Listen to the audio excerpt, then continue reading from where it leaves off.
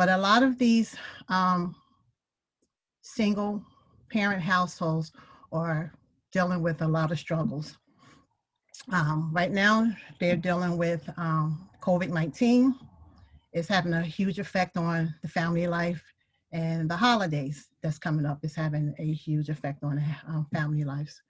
Though all causes of leading to single parenthood are unfortunate, none of them makes this task easy for a single parent.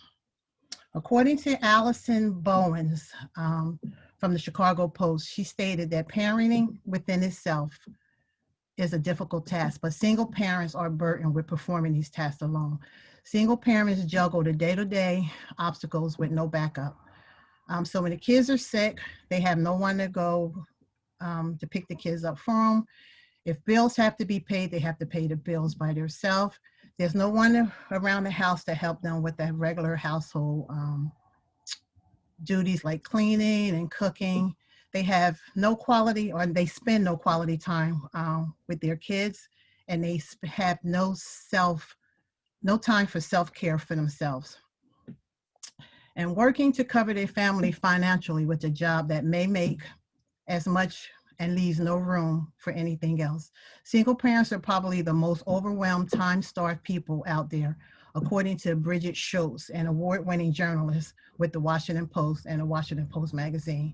She's also the author of Overwhelmed, Work, Loved, and Play When There's No Time for Anything Else. Being a parent, period, isn't hard. Is hard, but being a single parent makes it harder. Have you ever had a bad day and you said to yourself, this day could not possibly get any worse? And then you turn and someone runs into the back of your car and your day goes from bad to worse. I imagine that's how a single parent felt when the pandemic hit. The day struggles of a single parent was already hard, but after the pandemic hit, it made those hard days almost unbearable. According to Samantha Smith, a writer from the Washington Post, she reported that once the schools and the daycares closed, families were scrambling to rearrange their schedules. They juggling their work schedules. They're working from home, the kids' school schedule, feeding the kids, cooking 3 meals a day. In a 2-parent household, the adults have had the opportunity to switch off. But for a single parent, they have to manage this all by themselves, 24 hours a day, and praying that they don't come in contact with the COVID-19. And if they did, one of their biggest worries was who was going to be there to help me with my kids. Remember that bad day that I talked about earlier? And I said the day couldn't get any worse. Well, imagine single parenthood, imagine dealing with COVID-19, and now think about the Christmas holidays. The Christmas holiday is supposed to be a time for family and gatherings, and even though it's hard for a 2-parent household, imagine the struggles that a single mother must go through. She has to deal with if during the COVID-19, if she lost a loved one, she has to deal with how she's supposed to pay, or how they're going to pay their bills, how they're going to feed their kids, how they're going to supply Christmas gifts, how they're supposed to compensate for their children. And when you think about how they feel themselves when they don't have the money or can't provide for their kids, most of them feel like pieces of shit because they can't compensate and do the things that they want to do for their kids. They walk around, they feel like their ship are sinking. According to Susan Merritt from imom.com, she's also an author of Passionate Mom. She said, there is a guilt about the financial things that we can't do, guilt about the things you can do because of your situation. And regardless of how you became a single parent, your worry about it may affect your kids, and you feel responsible for that. You have all these questions in your head and you try to find solutions, and it all comes back to you. The finger points back to you, the single parent. In all honesty, being a single parent isn't the worst thing in the world. It's not one of the easiest thing in the world, but it's not the worst thing in the world. Nobody's exempt from being a single parent. You can be in a happy marriage and a lovely household right now, but life happens to all of us. The pandemic happened to all of us. The stressful holidays going to happen to can happen to all of us. Some more than others. And being a single parent, like I said before, isn't the hardest job, but it isn't the easiest job. It's a job that you have to show up for every day, 24 hours a day, even when you're sick, even when you don't feel good, even when you don't feel like it, because you're the only parent, you have to be there 24 hours a day. So I read an article that was by David Allen. He's the editorial director of CNN, Wellness and Parenting. And he stated, there comes a time when we need to praise the single parents, all of them, the weird ones, the struggling ones, the driven ones, and the ones who choose to be parents alone. The widow who didn't, the brave one who divorced for the well-being of her kids or for herself, they all need to be praised. There are about 19 million children right now that's out there that's living with single parents. So if you're a single parent, I take my hat off to you. If you're not a single parent and you know a single parent that's struggling, stop and take the time to give them a smile, have a conversation with them. And if you're in a position to help somebody, offer them some help. Most of them will probably turn you down because they don't like to take helping hands. But just imagine your smile, your conversation, and your helping hand offer of a helping hand could be the only help that some of these families get. Thank you. Oh, forget. Here go my, I don't know if you guys can see it or not, but I did a poster, and this is the single mom walking down the street with her son, single father walking down the street with his kid, the Christmas tree with no gifts under it because of the pandemic and families losing their jobs. There are going to be some families that have no gifts under the tree. There's a mother helping her kid, helping her working with her kid from home. There's a mother who is working from home. Then I have some little sayings up here that it says, I didn't plan on being a single mom, but you have to deal with the hand you're given. And then the father says, being a single dad is tough. Anytime I take my son to things like the soccer or swim lessons, I wind up sitting on the bleachers by myself because there are a clique of mothers sitting there, but there's never a clique of fathers sitting there. So again, like I said, if you know somebody who's a single parent, extend a hand to them. Thank you.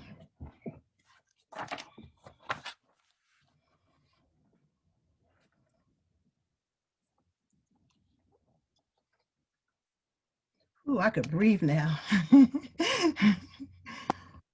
No, my mom's a single parent. I'm one of those people who was a single mom. She does all right. She works hard. I try and help her out when I can. So is mine. Yeah, divorce. It's crazy how common it is. Yeah, we have a couple of single parents here and single father, right, Isel? The single father, right? All right, we salute you all.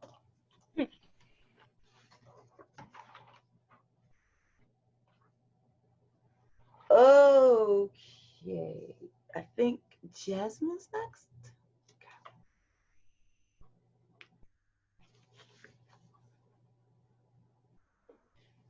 Also, sorry if I'm not exactly looking. People are giving speeches. I'm writing stuff down.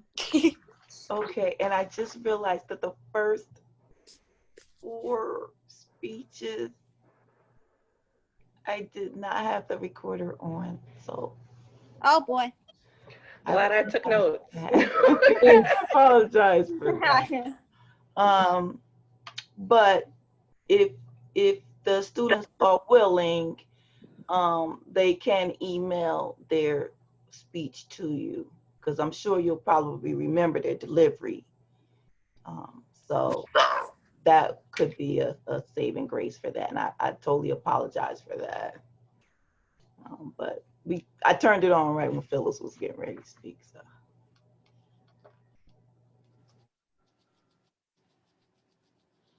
Ready? Okay. How many of us enjoy a good juicy burger? maybe with some bacon and yes, with some bacon and cheese and all the trimmings on the side. I do.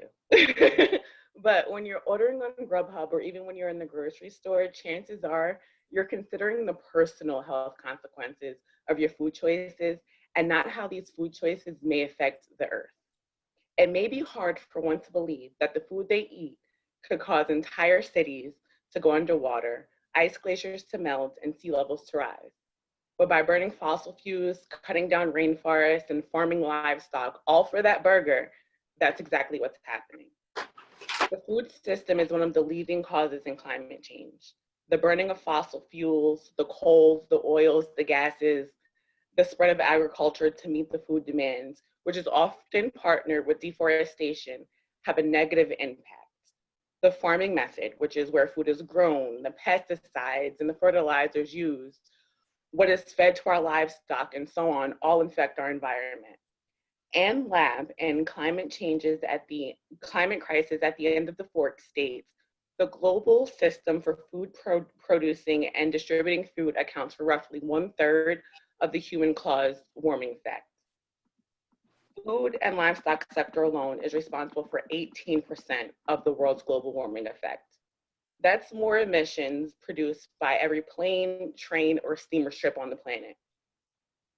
Agriculture by far is the biggest global user of fresh water resources and consequently very, very vulnerable to climate change. The water footprint on global warming is actually really shocking. Nana Meyer and Albert Closa in Eat as If You Can Save the Planet and Win state, a significant impact of agriculture on the environment is also its water use. About 70% of all surface and groundwater goes to agriculture. Did you know it takes 1,799 gallons of water to produce 1 pound of beef? Or what about a gallon of milk, 888 gallons of water? Or cheese requires 600 gallons of water. If we keep going at this rate, our water supply will be non-existent. So let's talk about soy. Soy is in everything, believe it or not. Spices, seasonings, meats, even your chewing gum. But in order to grow the soy, they have to cut down the rainforest. The expansion of soy is leading to massive deforestation. The forest is literally being plowed to make room just for a bean, for soy. Deforestation is about 10% of all global warming emissions. When trees are cut down and burned to produce and grow soy and farm cattle, carbon is being released into the air as carbon dioxide. And too much carbon being emitted is bad for the environment. John McKenna, a senior writer for World Economic Forum, states deforestation emits greenhouse gas emissions more than 85 million cars would in their entire lifetime. In closing, the food production, the water waste, the deforestation all impact our planet in negative ways. Now, more than ever, it's time to make the connection between fork and planet. By taking a little bit of accountability, we can make better personal everyday choices. We can have a positive impact on the environment. Not being able to take your kids, just imagine not being able to take your kids to the shore. If the human demand on Earth does not decrease, entire cities like Atlantic City could go underwater by 2060. The kids of the future will know a completely different Earth. Thank you.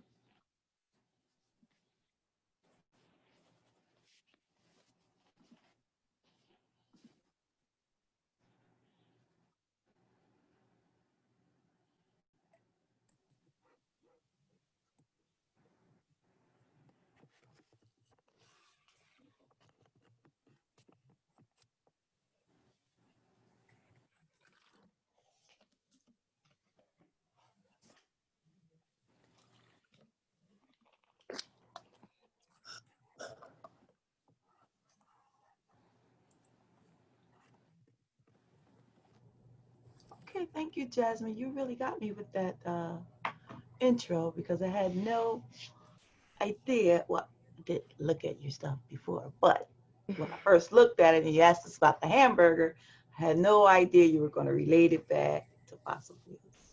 It just shocked me when I realized how much water it takes. I'm like, I go get a Whopper and that's like a pound of beef, you know? So it just kind of like shocked me how that one burger takes up so much water, and it just hit me a little bit different. Now, I'm not vegan or anything. I still eat it, but in complete moderation ever since I started doing research. Like Thanksgiving was completely different for me now.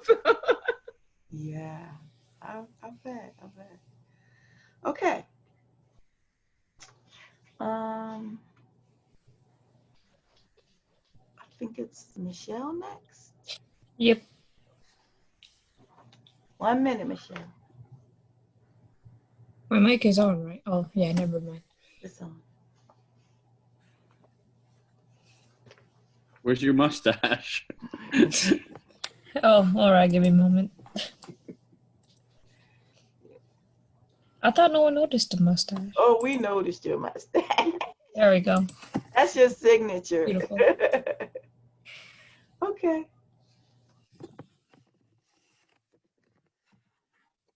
Good. Alrighty. Are you sleepy throughout the day? You are not alone. In an article written about the consequences of sleep deprivation, 70.6% of college students reported getting less than the recommended 8 hours of sleep. The more sleep deprived you are, the more your ability to learn diminishes, your memory is affected, and your mood is affected. The 8-hour rule is not a myth. It's a recommended amount of sleep needed for adolescents and adults. According to an article written in the Daily Record, it's better for students to get 8 hours of sleep or the consequences are worse. One of the many things impacted by sleep deprivation is your memory. Memory is essential to college students because there is no succeeding in college if you can't remember what you learned. In an article named Sleep Deprivation Leads to Fragmented Memory Loss, newly formed memories benefit from sleep. In their study, they reached the conclusion that a prolonged period of lack of sleep results in memory fragmentation. Imagine your brain as a bunch of puzzle pieces out of order. On top of that, imagine the puzzle pieces are missing or they just don't fit or they're out of order. Memory fragmentation is bad for students when they are trying to learn. The reason why this happens is because sleep deprivation affects control over the temporal lobe structures in your brain. The temporal lobe structures are located behind your ears, and they are associated with memories. Sleep deprivation also has an impact in your mood. It's no surprise that the more prolonged sleep deprivation is, the higher the chances are that students will be depressed. 14.8% of students reported a diagnosis of depression, and another 11% reported having thoughts of suicide. In the study mentioned by Shelley D. Hirschner, who wrote the article discussing the consequences of sleep deprivation in college students, there was an overall better mood in students when their school start time was delayed by 30 minutes. Yes, that's right. Just 30 minutes impacted the moods of several students. The third thing that sleep impacts is overall performance. In all the scholarly journals I have read, they all mention the relationship between sleep and performance. The gist of it is that the less sleep you have, the more negatively your performance is impacted. The more sleep you have, the more improvement there is in attention span and ability to think. Not to mention recalling information, which is essential to students. For example, students who get more than 9 hours of sleep had higher GPAs than students who sleep less than 6 hours. In conclusion, it's important to note that according to Hirschner, the main cause of sleep deprivation in adolescents is the use of technology and substances. It just goes to prove that quality and quantity are very important when it comes to sleep. On the other hand, sleep deprivation does not only affect college students. According to CDC.gov, 1 in 3 adults don't get enough sleep. Remember, sleep affects memory, it affects mood, and it also affects your overall performance, and not just in school. There are many more consequences. There are many more consequences to sleep deprivation that can't be fit into a 5-minute presentation, and that is why it is better to get enough sleep rather than pull an all-nighter. It just goes to show that the lifestyle in students, well, not just college students, all students in general, can be impacted for the better when you get enough sleep. Thank you.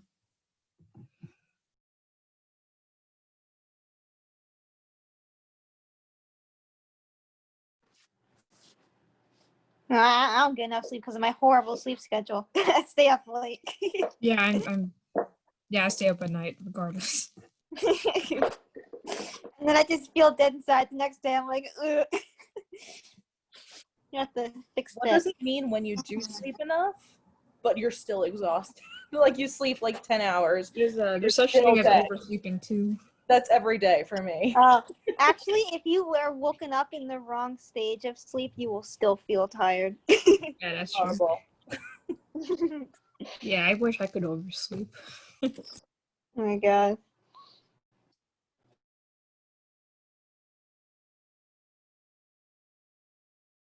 I don't even know if that was 5 minutes. Is it supposed to be 5 whole minutes? Yeah, 5 to 7 minutes. I think mine Oh, was geez. 4.5 or something. I feel like mine's gonna be less than 5 minutes. Yeah. Oh well.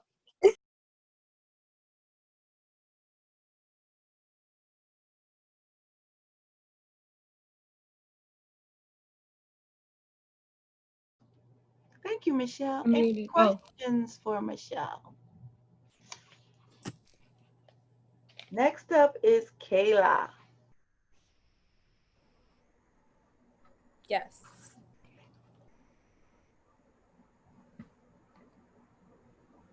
When you think of notorious serial killers, whose names come to mind? If you're anything like me, 4 immediately pop up. Jack the Ripper, Son of Sam, Jeffrey Dahmer, and Theodore Bundy. All these serial killers had different stories, nature in which they killed, and endings to their villainy. I mean, Jack the Ripper never was even found. Personally, the serial killer that stands out the most tends to be Ted Bundy. The notorious serial killer Ted Bundy showed signs of behavioral issues in his early life, was convicted of only 3 murders, but the number of his victims is much higher, and he was romanticized throughout his life and even in death. In his early life, Ted Bundy demonstrated signs of behavioral issues. He was born Theodore Robert Cowell in Burlington, Vermont on November the 24th of 1946 in a home for unwed mothers. According to Danielle Rubich, expert of Ted Bundy, his mother claimed an affair with a war veteran, but people actually believe that he was born from her father, who was abusive. In his early years, Bundy lived in Pennsylvania with his grandparents, who he thought were his parents, and his mother was actually his sister. In 1950, his mother married John Culpeper Bundy, and he officially adopted Ted, giving Ted the infamous name of Ted Bundy. Later in his life, it is believed he felt shame for being bastard born, and that he wanted to correct being born to a single parent by being smart and looked up to amongst peers. Ribich also states how Ted was popular and intelligent until junior high. Then he became quiet and withdrawn and less confident. As a pastime, Ted would read pulp detective magazines and tales about victims of sexual assault. John Philip Jenkins, another expert on Ted Bundy, claims that he had a strained relationship with his stepfather and that he was bullied frequently due to his shyness. He also went to juvenile court after graduating high school due to burglary and shoplifting. From the years of 1974 to 1978, Bundy sexually assaulted and killed women in Washington, Colorado, Utah, Oregon, and Florida. The murders of young Caucasian women with long hair began in Oregon and Washington, but Bundy soon broadened his hunting ground. The women were often violently assaulted and strangled. One victim was bitten so badly to the point that investigators were able to use the pattern of Ted's teeth to help tie him to his crimes. There often was evidence that he stayed with the body long after death and partook in necrophilia acts. Jane Veronica, another various sexual expert to various serial killers, states that Bundy confessed to killing 31 women, but the number can actually be much higher. A detective questioned Bundy about 36 murders, and he responded, quote, "Add one digit to that and you'll have it." Bundy's implication that the murders are well into the hundreds have experts still making guesses of his murder count. While standing trial in Colorado, Bundy escaped to Florida, where he committed his final crimes and was executed January the 24th of 1989. Florida State University was forever changed when Bundy snuck into Chi Omega sorority, where he assaulted 4 women, killing 2 of them, and following those attacks, broke into another woman's home and assaulted her but did not kill her. The following month, he raped and murdered Kimberly Leach, one of his youngest victims of only 12 years old.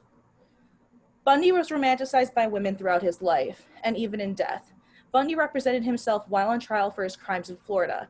He turned the courtroom into a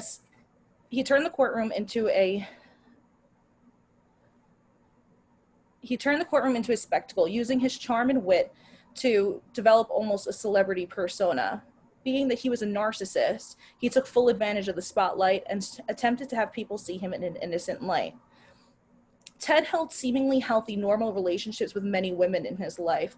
From work to college, or with his longtime girlfriend, he seemed the ideal perfect man. In particular, Carol Boone married Bundy while he underwent the trial, claiming he was innocent and that they were in love, and she later gave birth to their child.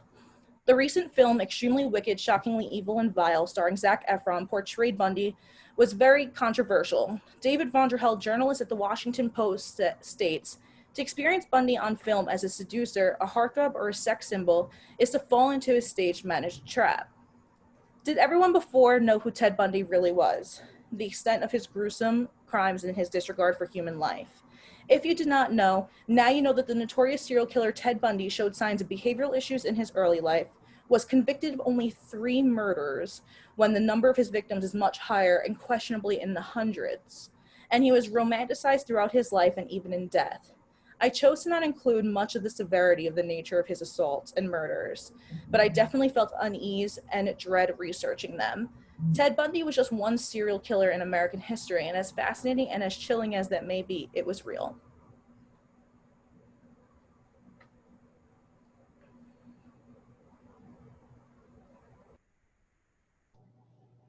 Yeah, he was scary. Did he ever confess why he did some of the things he did? So no, he always carried this. It was considered a denial of responsibility. That's what psychologists have used that term. That he would never outright say that he did it. It was more so that he would kind of go off of what someone else was saying and give like implications, but he never said that he did anything. And I mean, I had to edit this because I included stuff, and when I was doing it with I was showing my uncle, and he was like, "I would not include that because if you guys are interested, it's twisted. I had anxiety. It's bad." He was crazy. He was. He was. And he was uh, quite an intellect as well, wasn't he?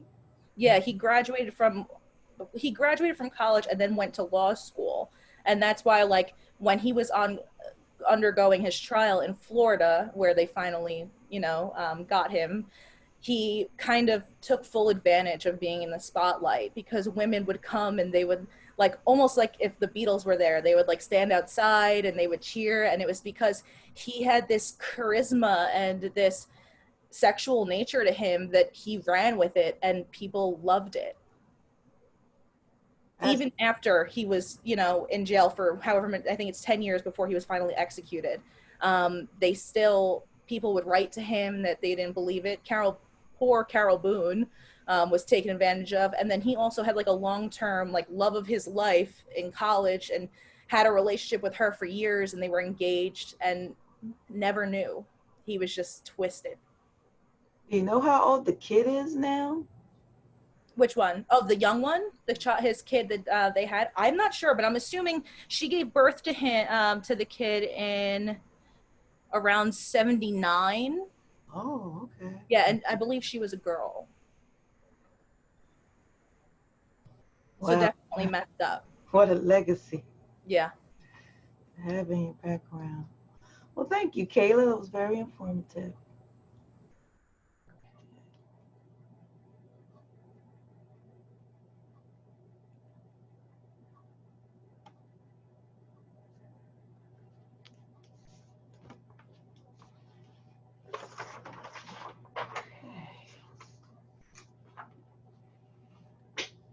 So,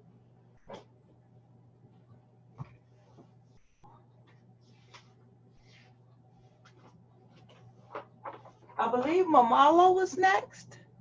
Is that correct? Yes, Omalu is available. Let me just set you up. All right. I don't do this now. This one would clear my throat. Okay, we're ready when you are. All right. Good afternoon, everyone, and season greetings.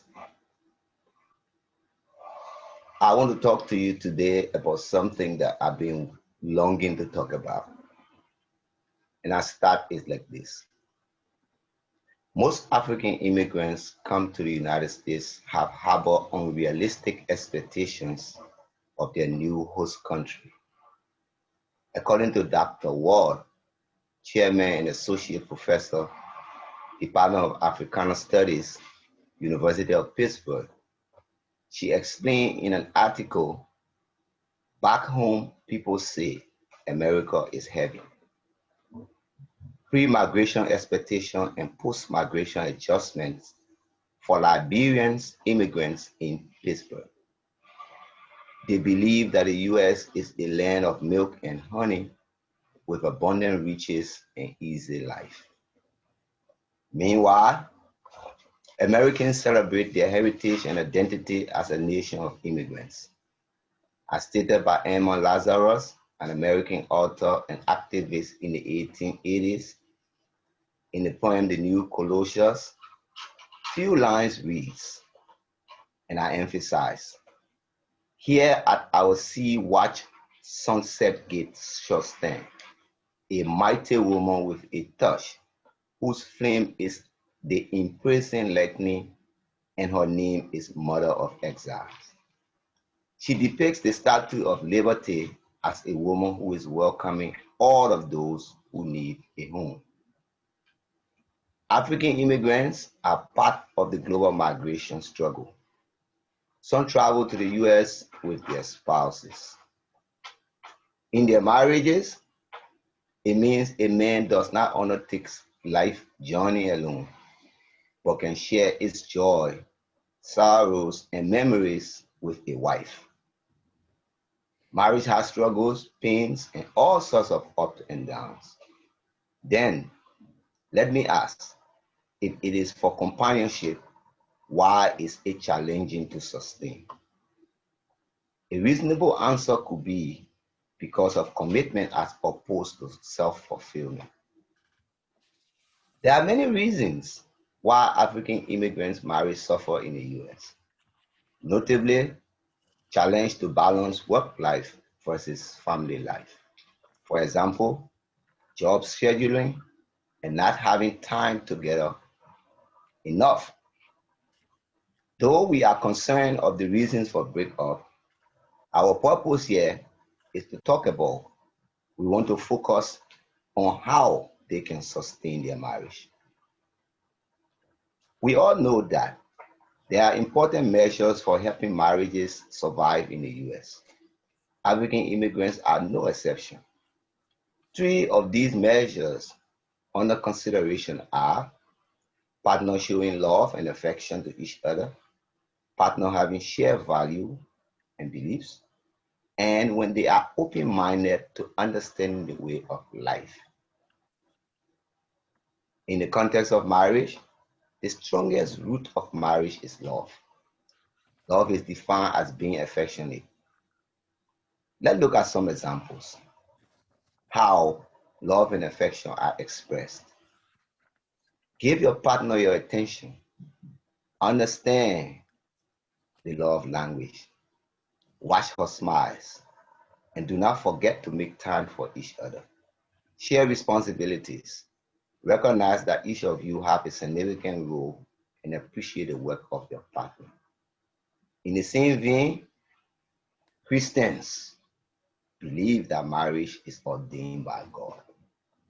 So pray and ask God to rule your marriage. As Paul said in 1 Corinthians 13:13, so faith, hope, and love abide. These three, but the greatest of these is love. Secondly, when partners have shared values and beliefs, the relationship should work. Why not? Initially, nobody knows their partner's behavior, habits, dislikes, and so on. When a relationship matures and the knot was tied, you soon realize that something has bounded you together. What could it be? Cultural values, societal norms, or religious beliefs? What kind of a person we want in our marriage? Most likely a partner of true integrity, respect, and trust. A team player that employs effective communication, where partners avoid evil counsels to build trust among themselves. Understand that you are two distinct personalities with different emotions. The third measure is about being tolerant of each other. Here, everyone should have a voice in decision making. This can be realized when partners have open minds. Open mindedness helps immigrants understand that they are now in a different environment, away from the society best known. Some things will be similar, but most likely they will want to dwell on the differences to adapt and integrate. There are new ideas to learn of the new home prior to migration or upon arrival to help them understand the weather condition, accommodation, the economy, security, human rights, rule of law, just to name a few.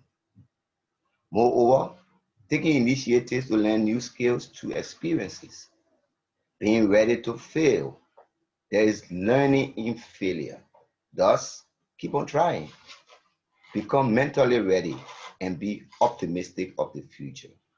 Learn to know how and where to find help in times of need.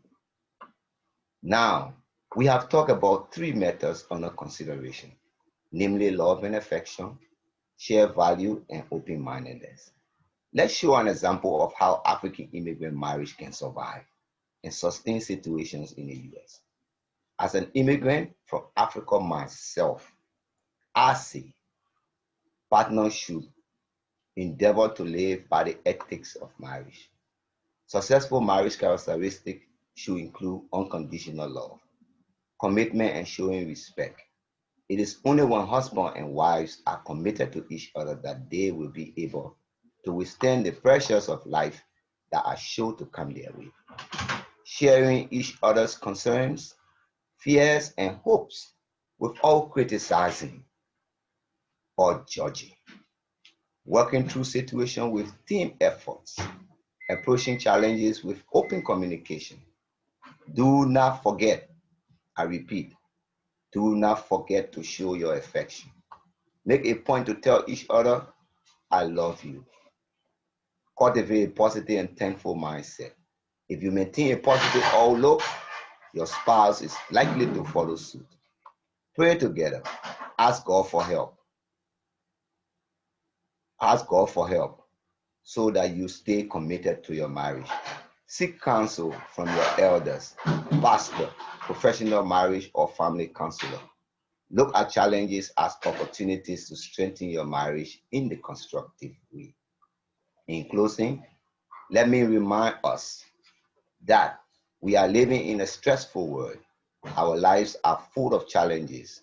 However, couples can have a happy and lasting marriage when they work cooperatively, ensuring that the survival of their marriage depends continuously on showing love and affection to each other, having shared value and beliefs, and being open-minded.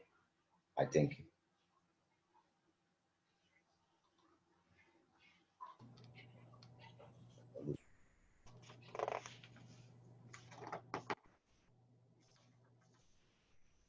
Thank you, Mamalo. Any questions for Mamalo? So which one would you say is the number one reason? The number one thing? Number one thing to bind you together, the number one thing is love. Okay. So it's how difficult is it to assimilate to such a different cultural norm? Well, the difficulty stems from being open-minded, knowing where you come from, and then trying to learn where you are. Mhm. Like I said, Keeping a balance. right. Like I said, before you immigrate or upon arrival, you need to look around you. You need to see how you can assimilate. You need to have an open mind. You need to understand that the way of life that you know is not the same way of life here. Some may be similar, but there will be differences. So you should dwell on the difference. Right. And be prepared for the unexpected, right? Right. All right, good advice. Any other questions at all? How long have you been here, Mamalo? Been here for 6 years now. Okay. Are you glad you made the transition? Well, I'm thankful that I've been able to do better than a lot of my other colleagues that I know. To be able to interact with people from all walks of life. Were you able to immediately find Liberian culture here in America when you first moved? No? No? Oh. How long did it take you? Well, it didn't take for long because when I found my first job, I met some Liberians on the job. Good. Did that help you to assimilate better? Like, did they give you a lot of advice that was good advice or no? Well, there were all sort of advices, good and bad. But the best thing to do is to do your own investigation, to look behind what they told you. Yeah. Interesting, interesting. And I also found it interesting that Pierce told us that people in Liberia celebrate Thanksgiving. Oh yeah, that's true. In fact, Liberian Thanksgiving come the first Thursday in November. Oh, wow. By the way, I had too many things in my mind to do. In fact, I wanted to bring up a story of Liberia and America because according to history, Liberia and America have been friends since 1820. Oh, Since okay. Is 1820. the concept similar of why you celebrate Thanksgiving in Liberia? Most likely, it's the same. Wow. Most Interesting. likely it's the same. It's a national holiday. It's being passed into law as a proclamation. And I mean, people do the same. They celebrate. Especially for Liberia, Liberia is like a country founded on Christian principles. So they go to church, they pray God, and then they end up on the beaches. But that is like the dry season time in Liberia. Okay. Yeah, from October to April. Interesting. Well, thank you very much. You're welcome. Any other questions? Okay. I'll go next. Who said that? Who said that? That was Nada. I did. Okay.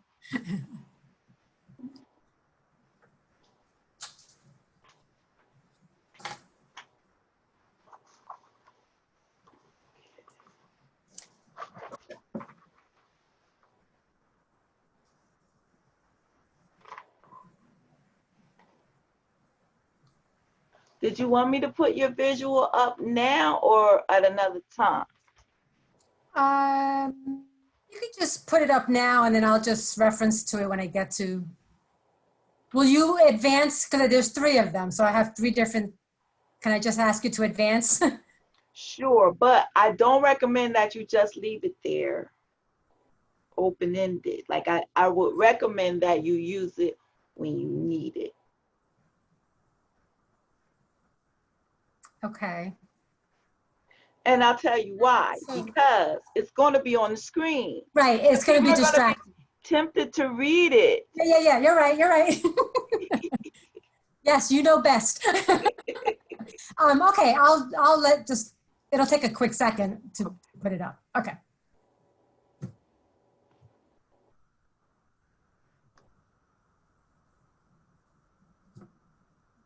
Okay. All right, good evening, everyone.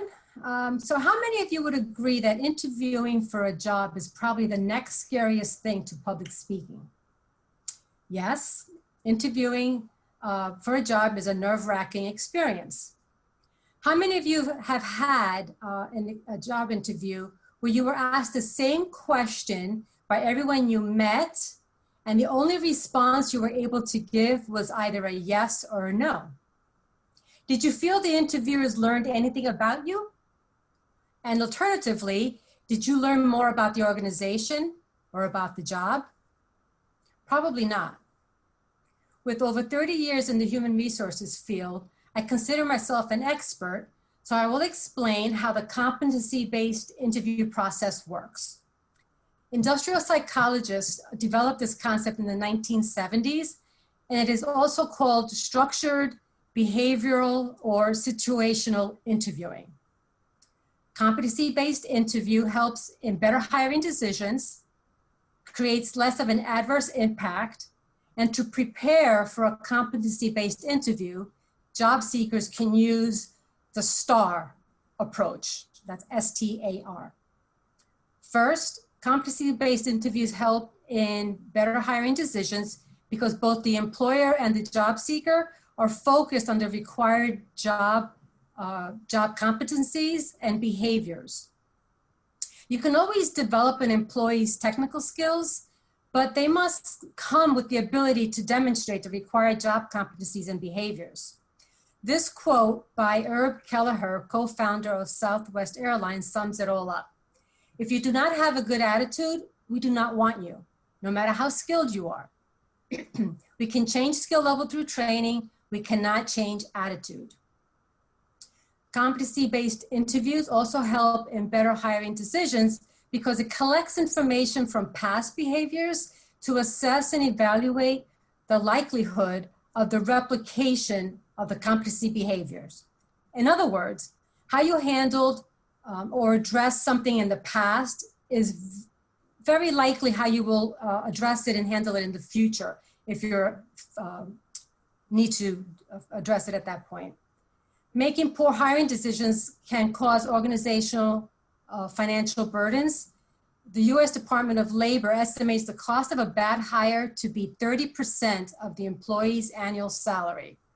Just imagine that for a moment. Second, competency-based interviews create less of an adverse impact on hiring decisions. Use the same competency-based interview questions with all your job seekers for the same position in order to make apple-to-apple, non-discriminatory hiring decisions based on knowledge, skills, and abilities. Consistency is key. In addition, regardless of the position level, if the competencies are the same, use the same competency-based interviews questions. Again, this helps with creating less of an adverse impact on hiring decisions. A recent study by the National Association of Colleges and Employers shows that the top 4 career competency employers look for in their job seekers for all job levels are critical thinking / problem solving, professionalism / work ethic, oral / written communication skills, and teamwork / collaboration. I explained how competency-based interviews help in better hiring decisions and creating less of an adverse impact. Now I want to give you, as a job seeker, the steps to prepare for that scary interview. Preparing for a competency-based interview is not as daunting as it will sound. Trust me. One of the first things you should do is review the job posting or the job description closely. Okay? You want to identify the critical job competencies for the role. If you could put the first slide up, please.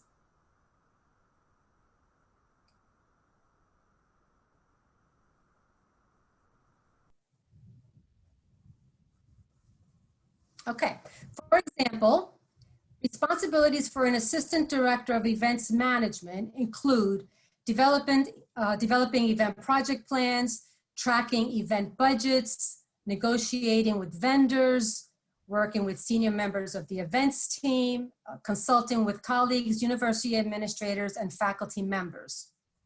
Can you identify the competencies or behaviors for this position? Slide 2, please.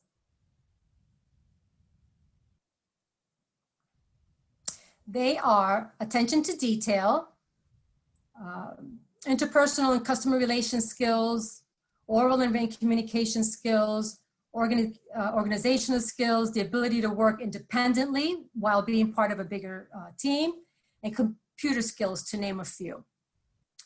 You then need to analyze the aggregate results of comparing the required competencies to your skills and determine if you feel that the majority of your skills support the duties and scope of the position. Researching the company's mission and vision, culture and values, and product would also help you prepare. Does this organization demonstrate a culture that you want or values that you support? For example, if the company's culture is collaborative, you should hone in on your experiences where you worked collaboratively with a team or on a project. The last step in preparing for a competency-based interview is reviewing your work history and experience. Make sure your key accomplishments are identifiable. Focus on what you have done, not how you would do something. Avoid theoretical responses. For example, if the job you're interviewing for calls for someone with conflict management skills, you may be asked, tell me about a time you had difficulty getting two people to agree. Or, tell me about a time when you handled a disagreement or conflict well. Only respond in theory if you truly never experienced a situation, but would like to share how you would handle the situation if confronted with it. Slide 3, please. A way to tell your story is using the STAR method, which stands for describe the background or context, which is the S. Describe the task or challenge you are faced with, which is the T. Explain the action that you took and how and why you did it, which is A. And the R, which is describe how it ended, what you accomplished, and what you learned from the situation. It's a very simple concept. Probing or follow-up questions provide additional insight to your skills, knowledge, and abilities, and validate your responses to the interviewer. Do not be taken back by probing questions. It will help you make the right choice on the job, and it'll help the employer make the right hiring decision on you. In summary, competency-based interviews support the idea that structured interviews help in better hiring decisions, competency-based interviews create less of an adverse impact, and job seekers can use the STAR approach to prepare for competency-based interviews. Interviewing for a job is a nerve-wracking experience. Nerves will creep in. However, let your knowledge, skills, and your abilities speak for itself. Remember, technical got you the interview, but behavioral got you the job. Now go in and conquer your next competency-based interview and get that job. Thank you.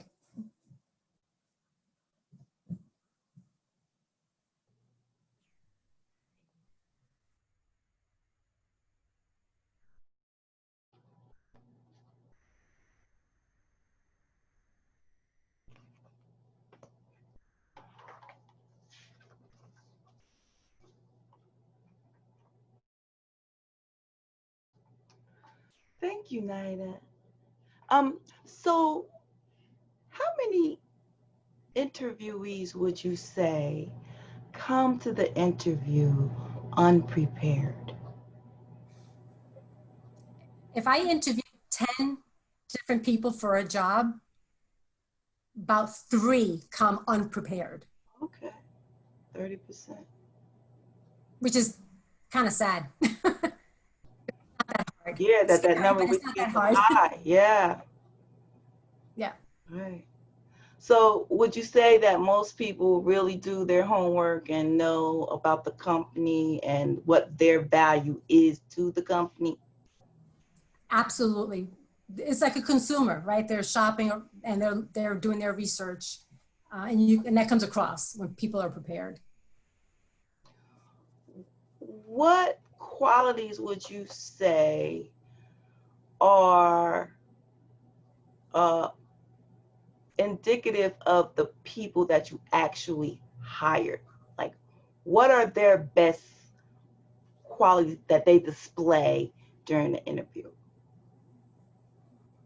Well, I work in higher ed, right? So it's a very collaborative work environment. So a lot of stories, backgrounds about what project they did when they were in college and school, and when their first job, and how they developed, and ideas, and working on different teams, and that type of behavior of that collaboration is big in higher ed. Also the communication, it's speaking clearly and concisely, and with knowledge, right? You just speak as if you know what you're talking about. Confident. Confidently, yes. Always have to be confident. And if you do your homework of where you're going and what you're interviewing for and the job that you're interested in, you'll ace it. Remember that, students.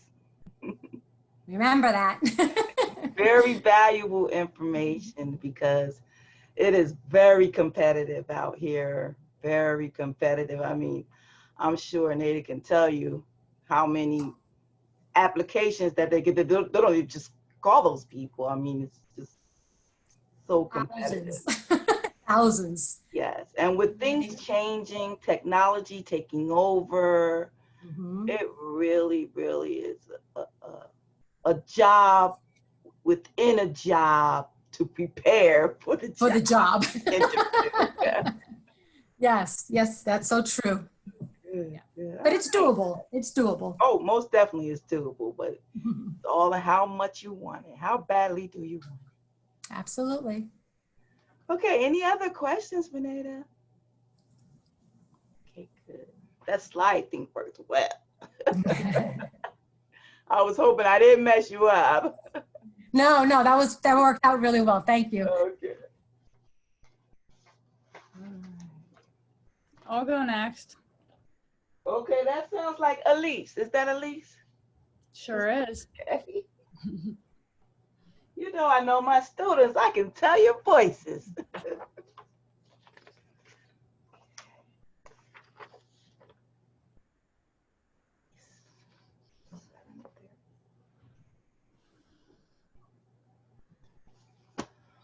Okay, we're ready. Okay. Has anyone ever heard of the term Reiki? Well, according to one newspaper article written for a complementary and integrated health center, the term Reiki is derived from the Japanese words rei, meaning universal, and ki, meaning life energy. Modern Reiki is an energy healing technique which originated in Japan as a form of alternative medicine. Modern Reiki originated in Japan by founder Dr. Mikao Usui in the early 1920s. During Dr. Usui's lifetime, he taught Reiki to over 2,000 people. 11 of the students continued their training and became Reiki masters. When someone becomes a Reiki master, they can be a Reiki teacher. When it comes to a practitioner's training, the authentic Reiki master's lineage goes back to Dr. Usui. There are 4 attunement levels of this kind of Reiki. There is Reiki 1, which is when the student learns about the Reiki principles. They learn about the hands-on technique. They also learn about self-treatment from a mostly physical perspective and learning how treatment is given to others as well. At the end of the class, the Reiki 1 attunement is given to the student by the teacher. Reiki 2 focuses more on the mental and emotional parts. The student learns about the first 3 Reiki symbols and the healing energy that they represent. Then the Reiki 2 attunement is given at the end of the class. The third level is the advanced Reiki training. And during this class, the student is learning to become more aware of the universal life force energy, how it flows, and how to work with it. The student also learns more about what the reasons are for practicing. Then, just like levels 1 and 2, at the end of the class, the advanced Reiki attunement is given to the student by the teacher. And the final level of the modern Usui Reiki training is the Reiki Master training. In this class, the student learns how to teach it. Therefore, the student learns how to give attunements, learns about the Reiki Master symbol, and how to use it and what it represents. Then is given the Reiki Master attunement. Reiki is an energy healing technique that strengthens the body's natural healing abilities. It is typically performed by the practitioner placing their hands lightly on or over a person's body who is receiving the treatment to facilitate the process of healing. According to a journal article that explains what Reiki is, Kay Brennan states, in a Reiki treatment, practitioners place their hands gently on different areas of the body, particularly the head and the torso, for about 3 to 5 minutes, with the session lasting up to 90 minutes. Energy is transferred from the hands of the practitioner with the goal of restoring the body's energy to a state of balance. The client remains fully clothed and can be standing, sitting, or lying down. Reiki is used as a form of alternative medicine in addition to conventional medicine. And then according to an article written in the California publication, Alternative Therapies in Health and Medicine, called Reiki Review of a Biofield Therapy, History, Theory, Practice, and Research, Reiki in clinical practice, there are 3 tiers of Reiki practice. The first tier is individuals who use Reiki for themselves, family, and friends. The second tier is licensed or unlicensed healthcare professionals either offering full Reiki treatments or combining Reiki with other modalities, such as a massage therapist starting or ending a treatment with a few minutes of Reiki, or a physician using it to ease the discomfort of an examination. The third tier is hospital-affiliated and community-based programs offering Reiki treatment or training. It is used in places like hospitals, doctor's offices, and nursing homes to relieve stress and pain, induce relaxation, release emotional blockages, and accelerate natural healing. It is also used to balance subtle body energies in support of other medical modalities. In summary, modern Reiki, introduced by Dr. Usui, has been used as a natural energy healing technique for more than 100 years. Anyone can learn to practice it and become a Reiki master, and it can be used in conjunction with conventional medicine to assist in healing. The basis of Reiki is just knowing and acknowledging the existence of the universal life force energy that flows through all living things. Thank you.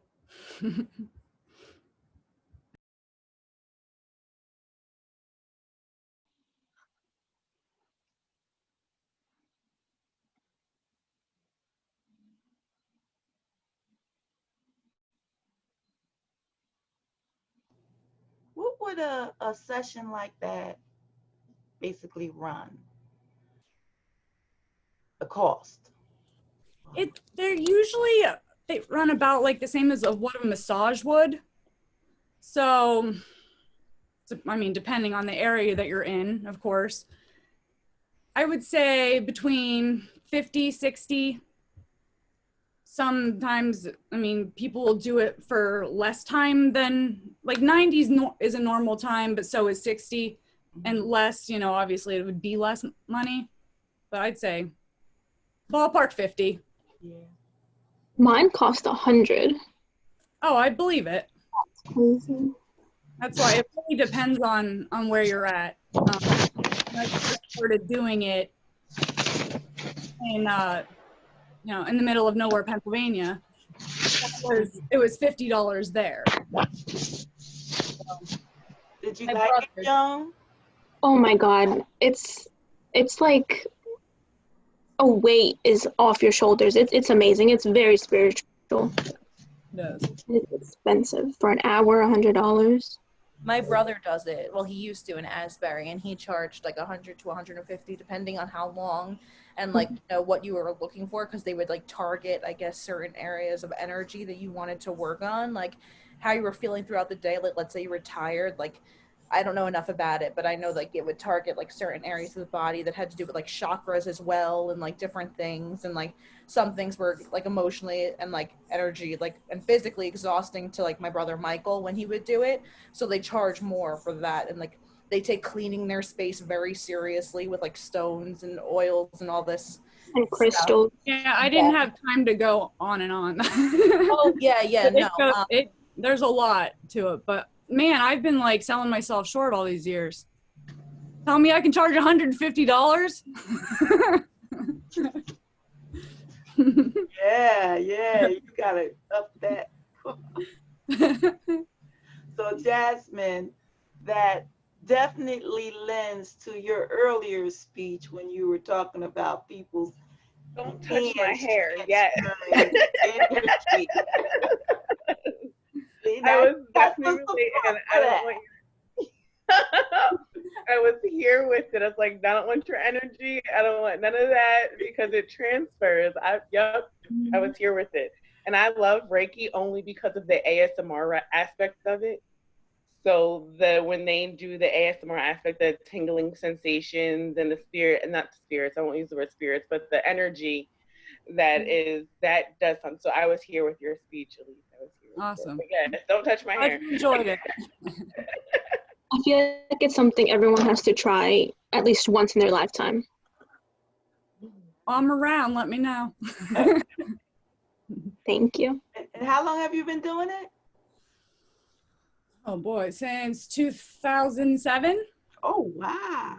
Yeah, I think, yeah, because I was 19 when I took my first class, and I became a Reiki master, 2010, I think? It's so long ago now. Yeah, it was about 10 years ago I became a Reiki master. Wonderful. Do you have like a business card? But I can give you my number.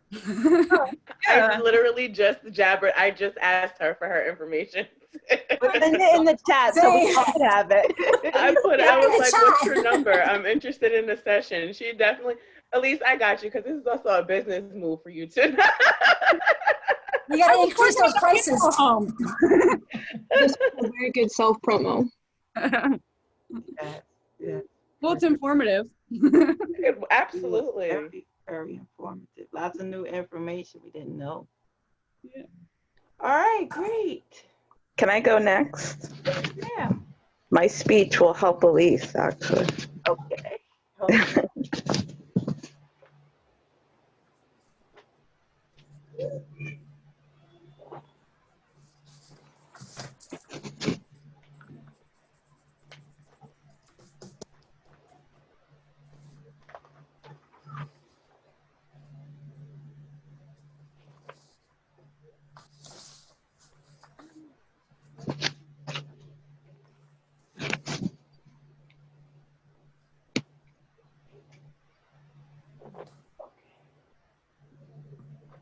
All right, I'm ready.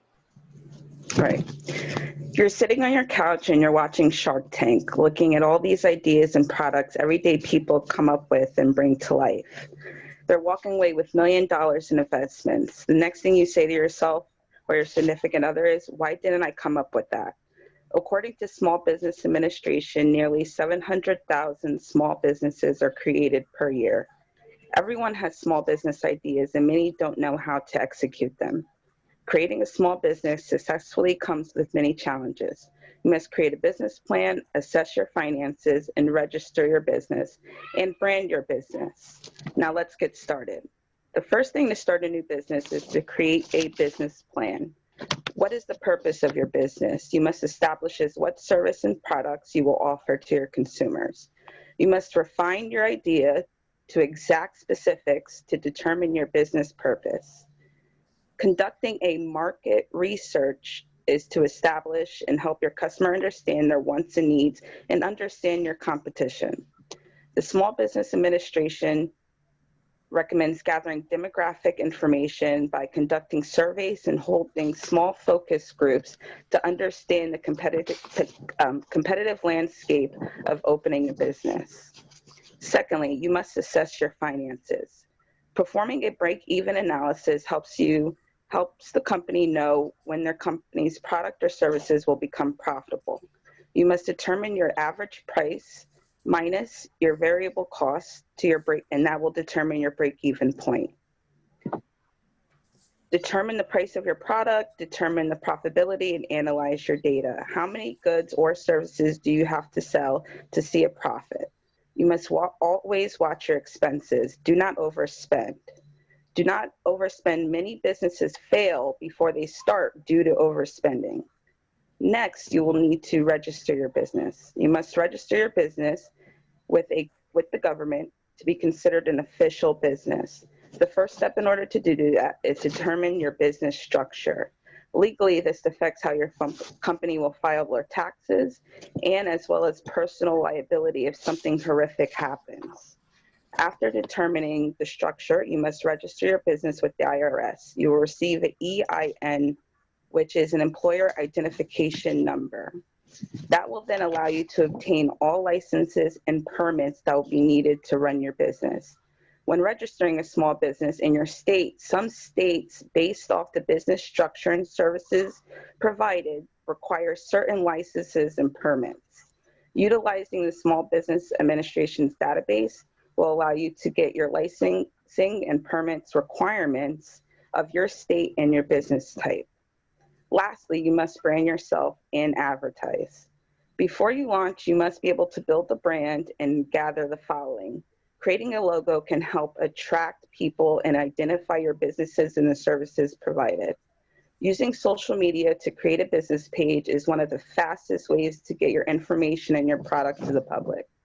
Social media access to customers spreads the word, and it can be considered a promotional tool to offer discounts prior to the company launch to gain attraction.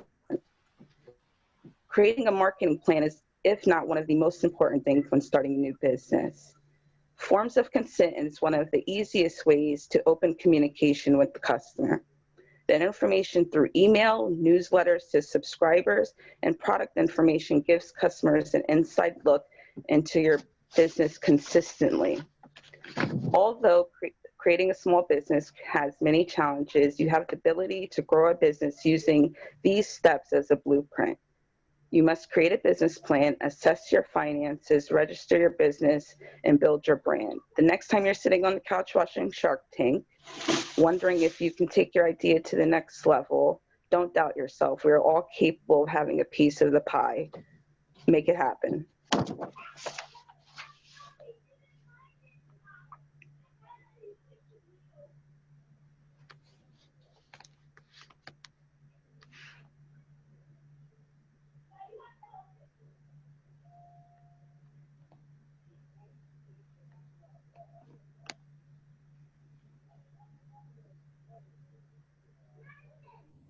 So, Janae, during your research, did you come across any information about the number of people who fail because they don't follow these steps? There was many steps to opening a business depending on what structure and what product you were offering. But nearly said out of typically out of the 700,000, 30% of those businesses fail. And then mainly due to overspending. They're already in the hole before they even sold anything. And they keep having to dig themselves out, and they don't usually get there. Yeah. Interesting, interesting. Do we have any small business owners here? Aside from Elise. Any people interested in becoming small business owners? It's a lot of work, right? I always say I need another source of income, but I don't know what I could sell or what I could do to get it. But I'm in. Thank you for the steps, but I just don't know. I always say I need that, but no, I don't have. It's all the time when you're watching TV or you're just seeing somebody and they have this product and you're like, I could have thought of that. Like, Right? I Always have this after the fact. problem every single day. Why didn't I just, there's on an episode of Shark Tank, when you get in your car, the space between your middle console and your seatbelt, and everything falls through there. This guy created this like thing you stick in there and it catches everything that drops before it gets to the bottom of the seat. And they offered him $1 million on TV to run with his idea. That's what I need, a brilliant idea. I need one that comes to me in my dreams or something that I'll actually remember. But it has to be something that you're passionate about. Yeah, I just want money. If it is, no. He's passionate about money. That passionate about making money. You'll never work a day in your life. If you love your job, you'll feel like you never work a day in your life if you follow the passion. I'm really good at doing hair. I'm really good at it, but I do not have a passion for it. I actually despise it. So that's not a good way to make money, although I can. But see, your theory and my passion just aren't. It's funny. My husband, he once like the bill was passed, like that marijuana is now legal in New Jersey for recreational use. I was in California, and my friends like had the great idea like that we should go to this cafe. It's the first ever one to ever open in the States. It's called Lowell Cafe, and they sell cannabis and food. And it sounds great and it's wonderful until like you have to leave and it's horrible and you don't know what to do. But my husband, he had this like, I've worked in coffee shops for years. She's like, why don't we all open like a coffee and like cannabis cafe? And I was like, that sounds great, but do you know how difficult that must be? And like the licenses and like probably worse off than, it's probably just as bad or worse off than having alcohol at your establishment. Yes. Yeah, but he was like, oh, we could do it. I was like, yeah, that's stress. Like, that's not even worth it. Yeah, you'd have to get in line. Oh, yeah. All right, great. Thank you, Janae.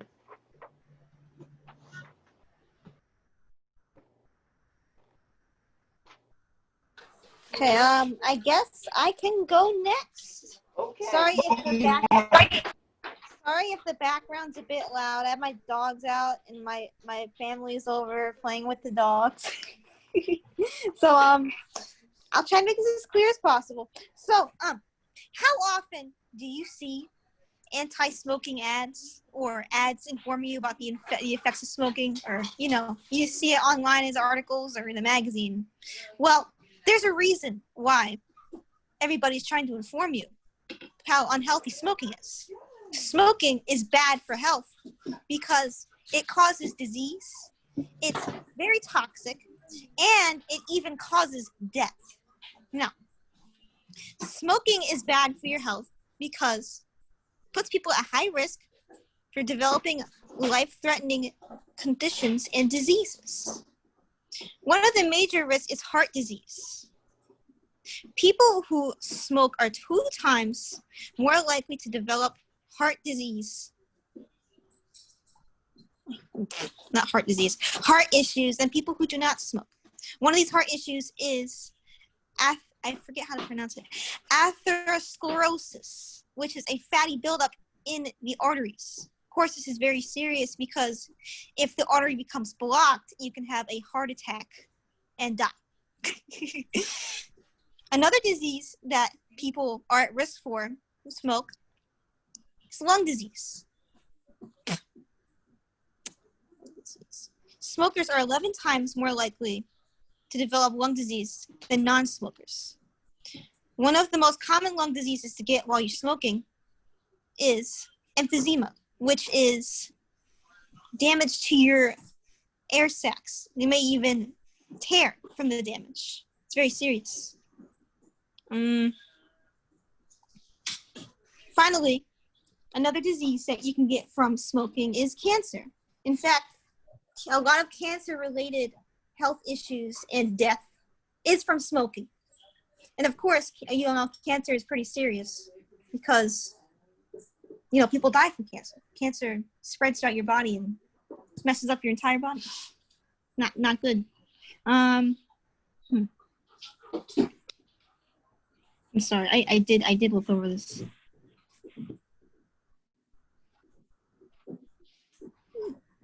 The risk of disease, however, is greatly reduced if you avoid smoking or quit smoking.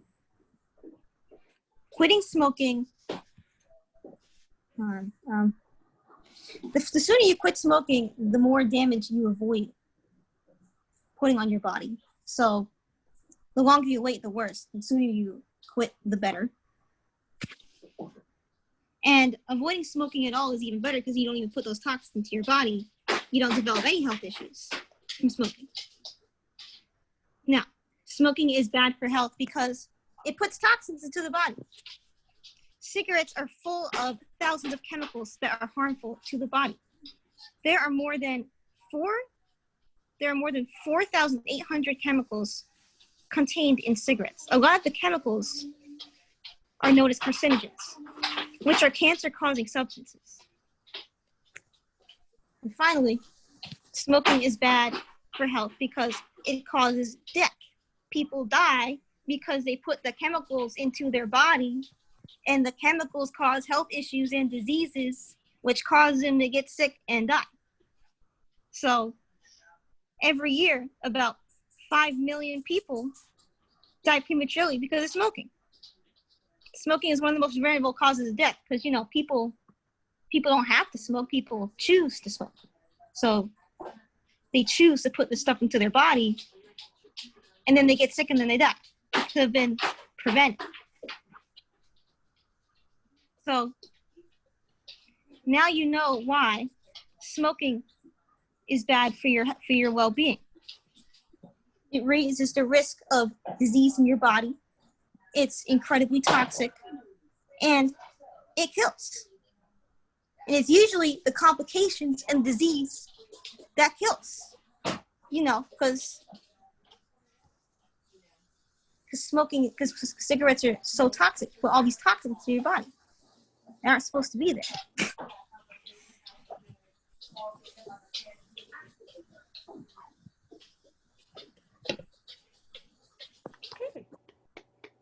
I'm pretty sure I panicked in the middle because I stopped functioning. Well, I did my best. But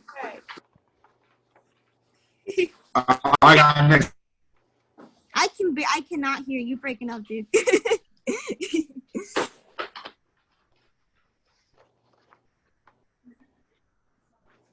Okay, any questions for Mia?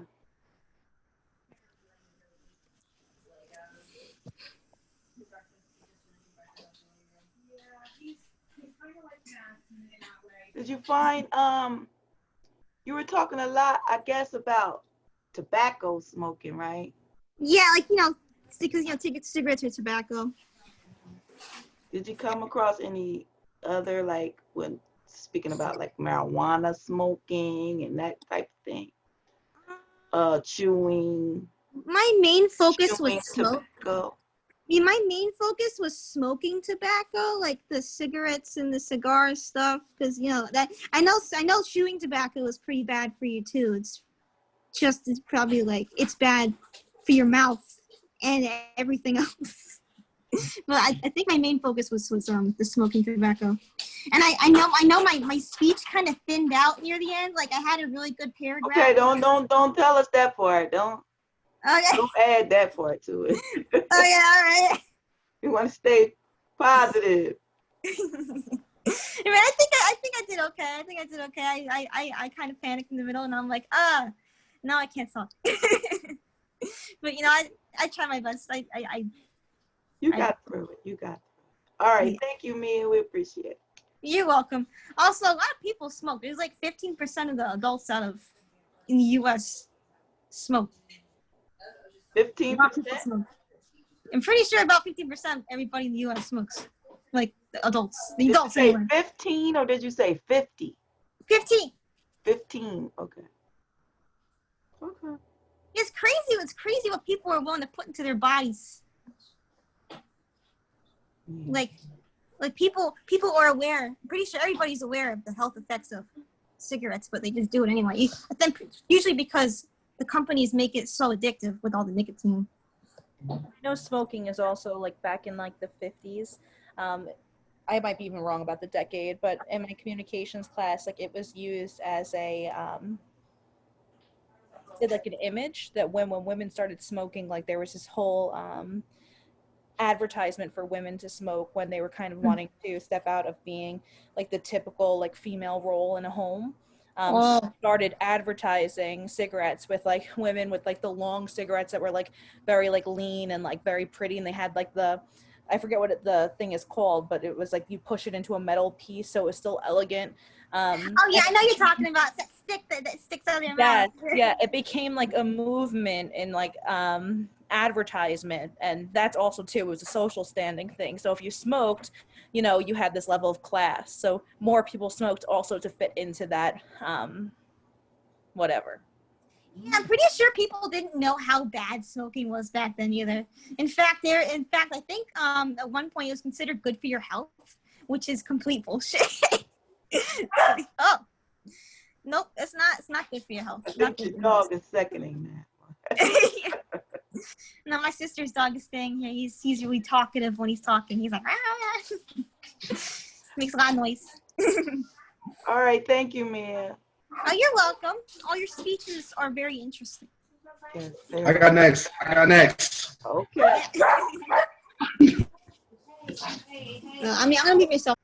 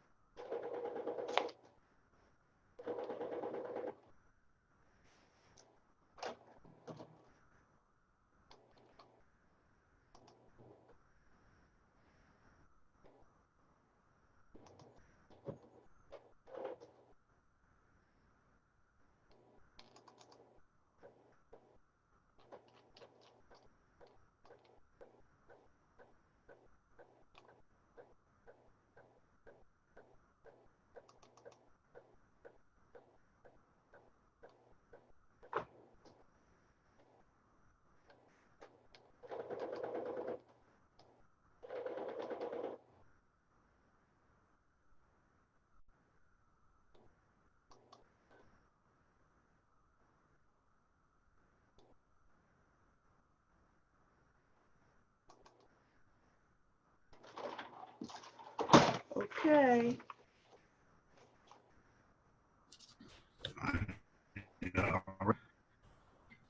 Can you hear me clearly? No, you're breaking up again. All right, one phone.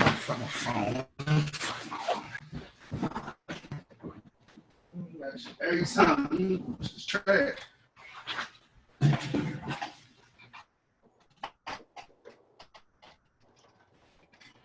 Damn, how did this shit last time?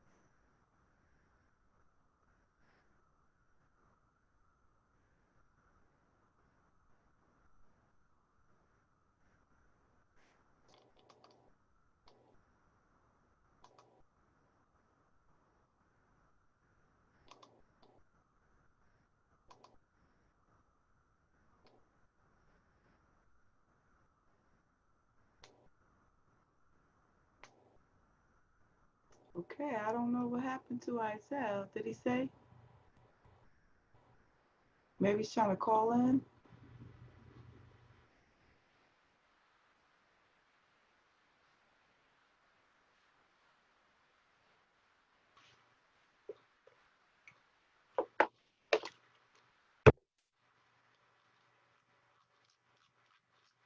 He might be having connection issues. Maybe he's trying to like call like last time so you can have a better audio.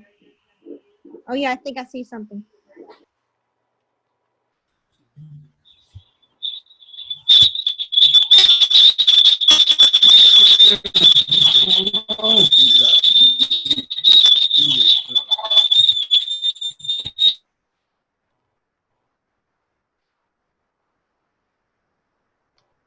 Can you hear me? Yes. I was like, Yes. I hold the phone like this. Cool. All right.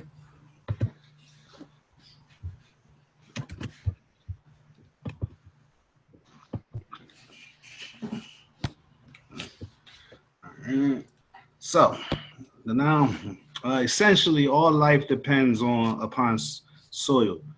There could be no life without soil, and no soil without life. They evolve together. Charles E. Kellogg is a quote. Plant soil plays an important role in the plant's life to grow efficiently. What's the best condition for soil of growth, for proper growth, acid or alkaline? The answer is neither, because both could result in the death of your crop, depending on their environment. Some crop survives in an acidic environment, some survives in an alkaline environment. Key factor that helps balance soil pH and discovery and uses of fertilizers have been shown to increase crop yield, agricultural productivity, and food security. Soil pH must be in a balanced condition depending on the environment for efficient nutrient uptake. Plants intake nutrients through the roots, which help hold the plant up and spread out the nutrients all through the plants all the way up to the apical meristem. The plants need 14 nutrients to properly grow normal, in addition to carbon, hydrogen, and oxygen. And the 14 nutrients are nitrogen, phosphorus, potassium, magnesium, calcium, sulfur, iron, magnesium, zinc, copper, boron, and molybdenum. Oh, and chloride and nickel. These nutrients are absorbed throughout the plant and are spread everywhere to keep the leaves green, keep the roots from growing down normally, and keeps the plant growing up normally. Therefore, the composition of fertilizer, the type of fertilizer used, and the concentration of nutrients within the fertilizer are all important to the nutrient uptake of plants. So plants also need to watch what they eat to survive. One contribution to an improvement of nutrient uptake in plants is the type of fertilizer used for the soil. These fertilizers are utilized depending on the housing conditions of plants and helps provide better prevention from environmental problems that occur. These fertilizers include a slow or controlled release, one which provides the nutrients in a slow release over an extended period of time. This helps you fertilize less, so it won't over fertilize your plants and damage them. There are inorganic fertilizers that are made up of non-living organisms and have nutrients that are available to the plant immediately. These type of fertilizers are so concentrated that they can also result in damage to your plant by root burn. There are organic fertilizers that come from plants and animals, or most commonly manure. Organic fertilizers are best used around the soil, described as side dressing, because of the immediate availability of nutrients and slower to release than inorganic fertilizer. Another type is dry fertilizer, which is best used in dry foliage, and is also better used when it's side dressing. Another type of is called water soluble fertilizers, and these fertilizers are considered to be a quick boost for vegetables. Liquids or crystals mixed with water are applied as frequently as once a week. The nutrients easily distributed by a gardener with a sprinkling can are readily available to the plants. These fertilizers are especially handy for hand container grown plants or plants that you might have grown in one of these. The different types of fertilizer are only the parts of the tools necessary to have a successful crop. They help farmers and gardeners with perfection in the technique, which also includes the composition of soil. Another contribution to the improvement of nutrient uptake in plants is the composition of soil. Probably the most important of the three, because in soil, the nutrients will be used up by the plant, and some of them gets used up more than others. Nitrogen, potassium, and phosphorus make up the most important components in fertilizers and are included in the complete fertilizer. These three nutrients are important for leaf growth, roots, flower, seed, and fruit growth. There are also micronutrients included in some fertilizers that helps feed the soil microbes that lives in the soil that have a symbiotic relationship with plants. The composition of fertilizer needed for your crop depends on its need and soil conditions, i.e., dried up condition, you probably need more like a water soluble type fertilizer, or wetlands or something like that. You'll probably be better using a dry. Third contribution to the improvement of nutrient uptake in plants is the concentration of the nutrients within the fertilizer itself. Some nutrients within the fertilizer are more important than others, but they're still important to the plant. The macronutrients will allow the microbes to change those macronutrients into different nutrients that the plant could use, such as like iron or nickel. The composition will vary with the types of nutrient used and the concentration of those nutrients will either help the plant thrive or will completely destroy your crops.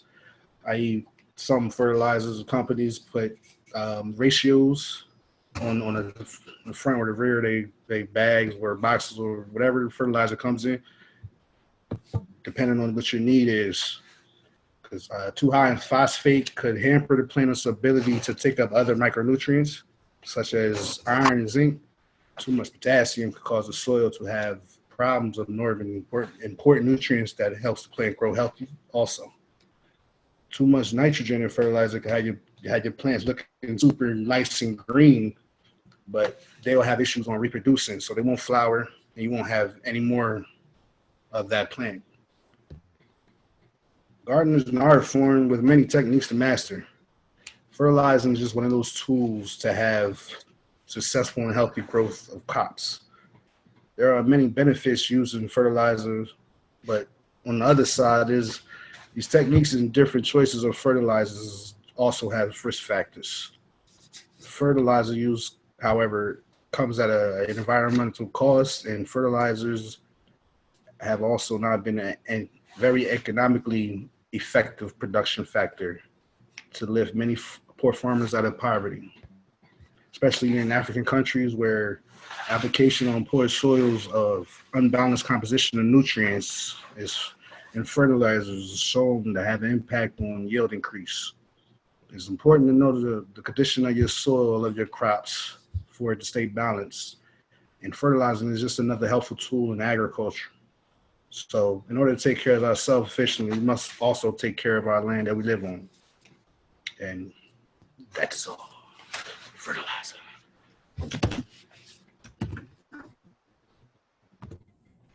Okay, thank you.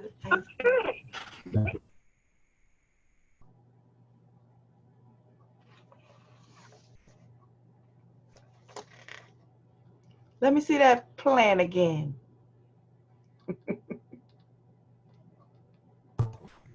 The what? Oh, what's the plan? It's just something to keep playing. Let me see the plan again.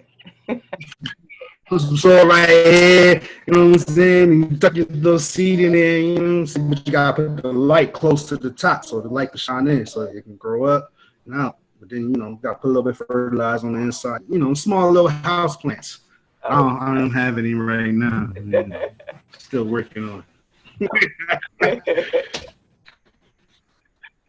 Okay, yeah. Keep it nice and I had a lush in friend here and green once everywhere. who was working at the mall. He was he decided he wanted to major in horticulture, and he got a job at the mall working on the plants. And he killed all the plants at the mall, and of course he was fired. So every time somebody talks about that, I think of that story of my friend. All the plants though. Who eventually had to find a new career. Okay. Any questions for Isel?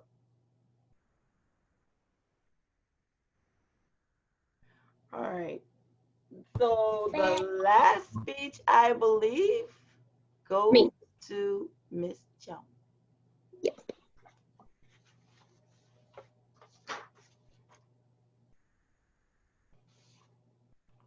And we're ready when you are, Joan.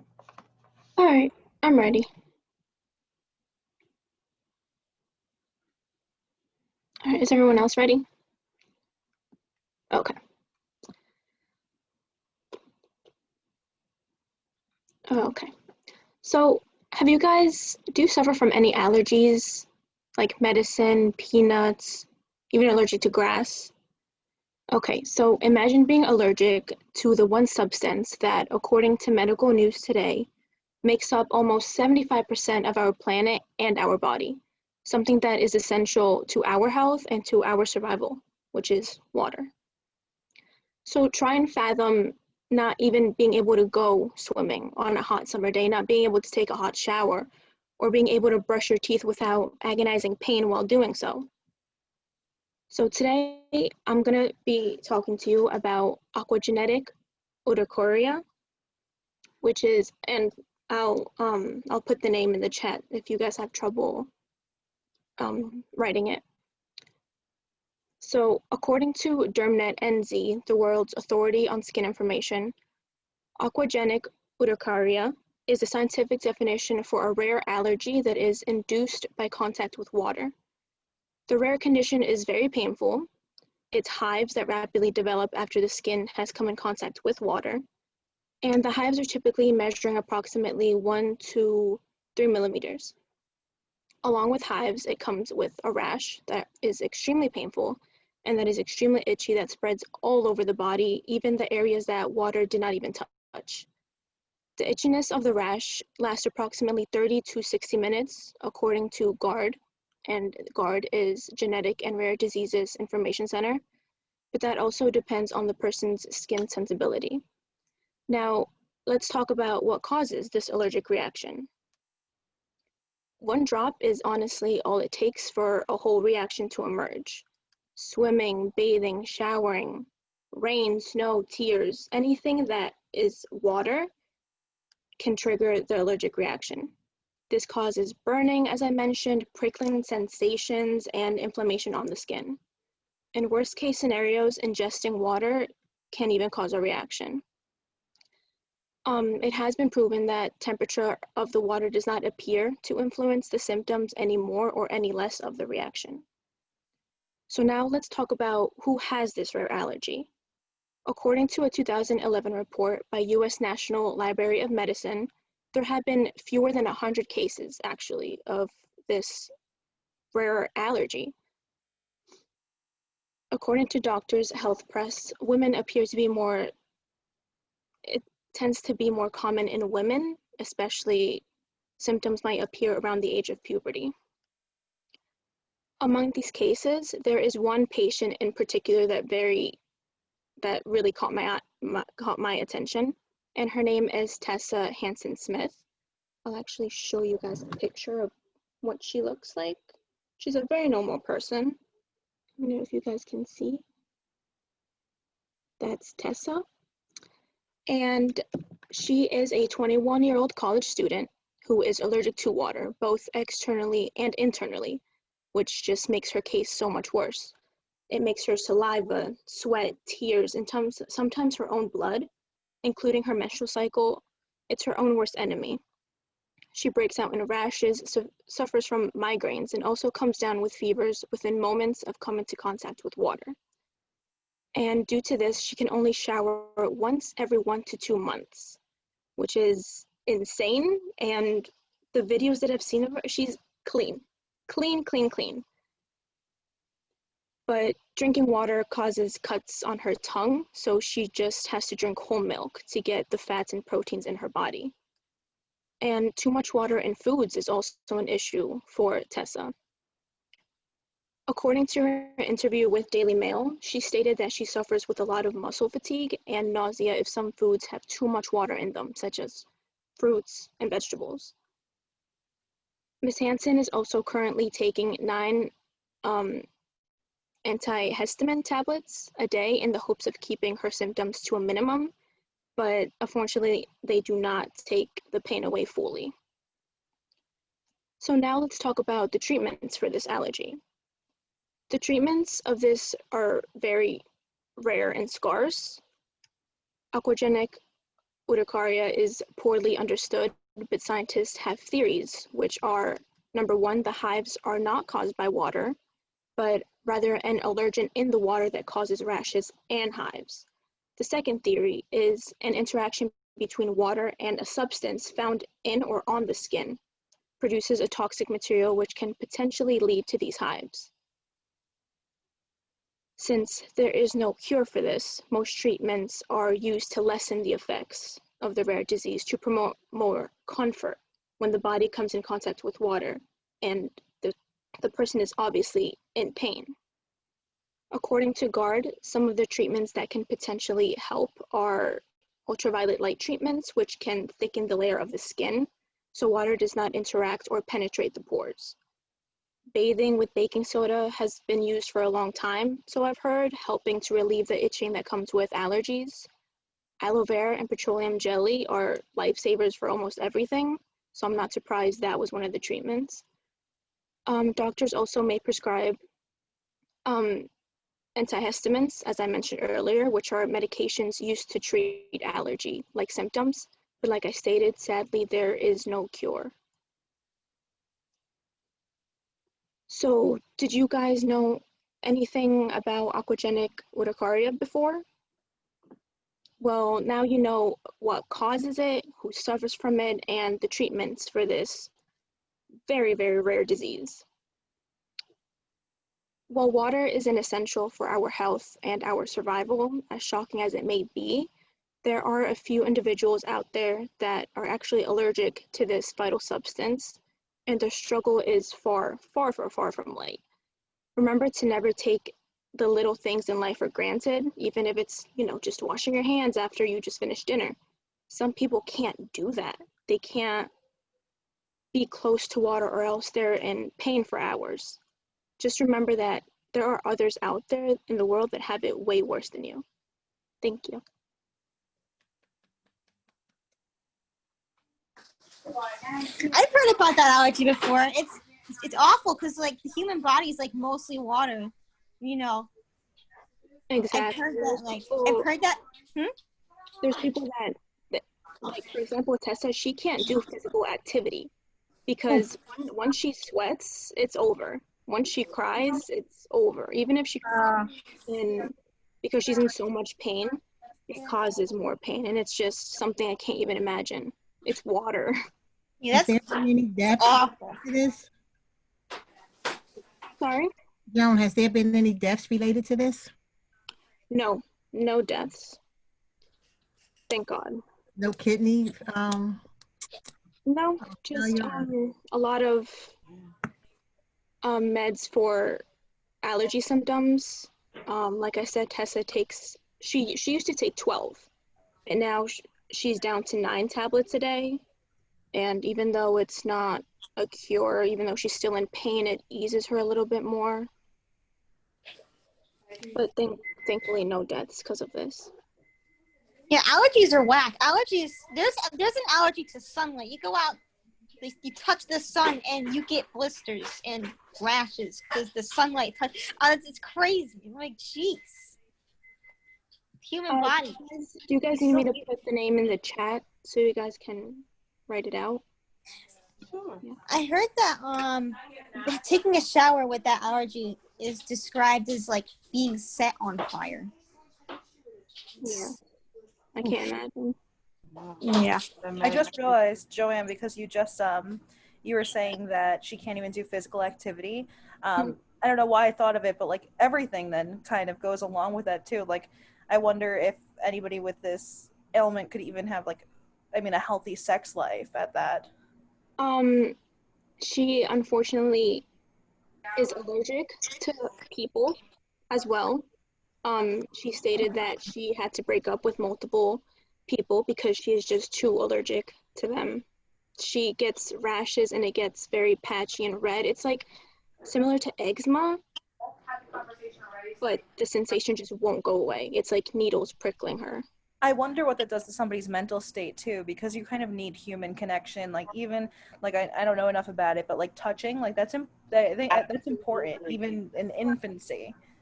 Yeah, Like I was saying, like physical touch is a part of a love language. So Yes. you can't love me the right way if you don't touch me, you know?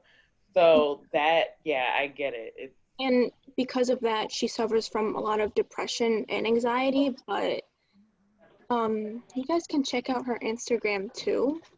I looked her up. I Googled her, and she lives in California. She lives in California, so it's far from like cold. Yeah. She must get like heated and warm and sweaty at times, which is awful. Yeah, I can't imagine what she goes through. And like even in her whole interview, about talking, about this disease or this allergy, she just seemed so happy. Like I can't imagine. And I get sad over not going out one night, but there's people that actually have it really bad, really bad. Have she always had this, or is it something that developed like once she got older? Yes, it's something that developed. Like I stated, it usually happens to women or girls when they start puberty. The symptoms start to show. How many people are affected by this? Less than 100 cases.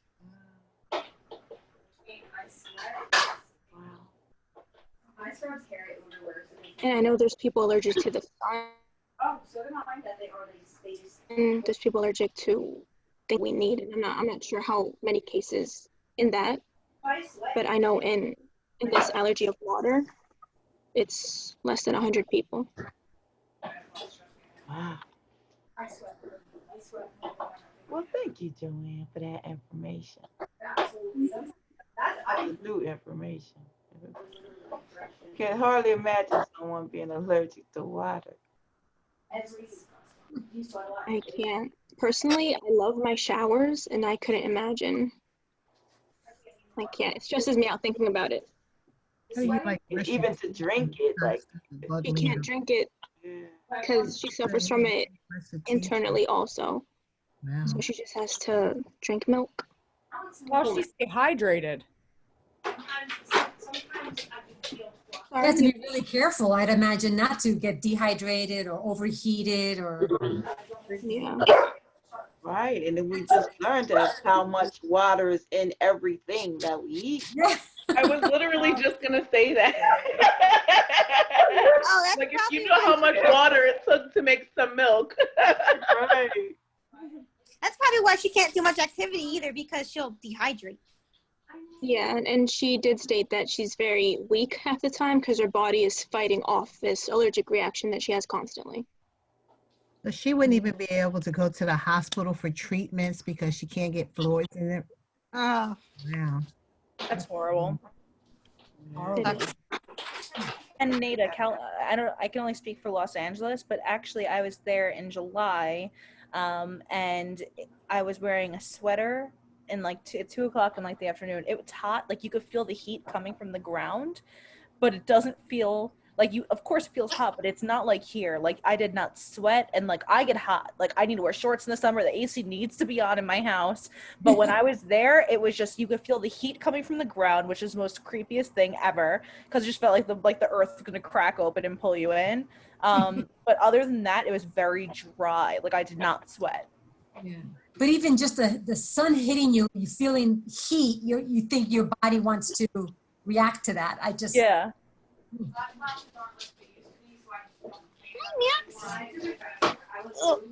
Okay, well, that concludes our speeches for tonight. So everybody give yourself a big round of applause. I was pleased. Lots and lots of new information, which is definitely what we expect for informative speeches. A couple of you teetered on the edge. A couple of you crossed it. But the information was solid, and I appreciate it very much. You've come a very long way, and I'm proud of you. I'm very proud. Okay, so next week, our special occasion speeches. I will put this video in the Blackboard for you. And again, you pick the speech that you'd like to deliver, as well as the speech you'd like to evaluate. I'm sorry, are we doing that for both the informative speech and the special occasion? Or No, I'm going to tell you who's going to evaluate who on the informative. So it's just a special occasion that we get to pick whatever speech that we like. Okay, perfect. Thank you. And just a point of clarity, the special occasion speech, are we presenting it as if we were giving the speech for the first time, or are we telling the story of a time we gave a speech? No, you're going to actually give the speech. Give it, like I'm giving it for the first time. Okay. Right. And again, these speeches don't have to be real. Like you can accept the Academy Award. And accept the Nobel Peace Prize. You can present it. And these ones are usually short and sweet, right? Short and sweet, yes, but they must follow the rules. They must follow the rules of the speech that you are given. Each speech has rules. I'm sorry. So we will submit our full text and the outline. You probably won't have a bibliography. But if you do, you can submit that as well. You probably won't. So the general purpose, of this speech is to commemorate? Whichever speech that you select. So if you select the commemorative speech, then it will be to commemorate. Okay. If you select a speech of introduction, it will be to introduce. Okay, I see where you're going. Okay. All of these speeches are speeches to entertain, but I want you to be specific and tell me the type of speech you are delivering. Got it. Thank you.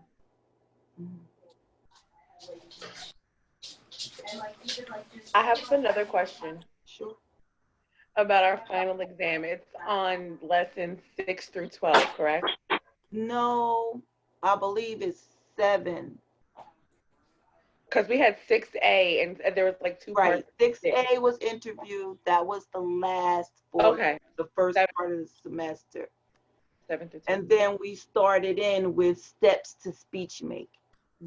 So it would be steps to speech making till special occasions. Thank you.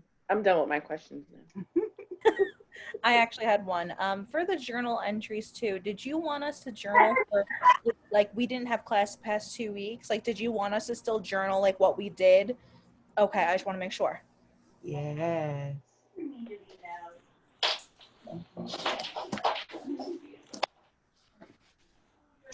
And then, you, of course, the last day you don't come to class, you just take the exam. And again, if you want to do an extra credit assignment, you can. Also, I have in the last day a course evaluation. And once that's submitted, it's submitted as anonymous, so I won't know who said what.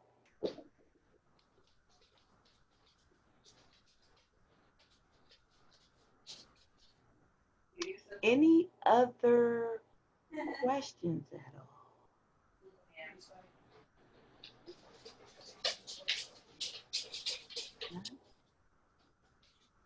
Okay, well, thank you all very much. It was a very enjoyable night, very informative.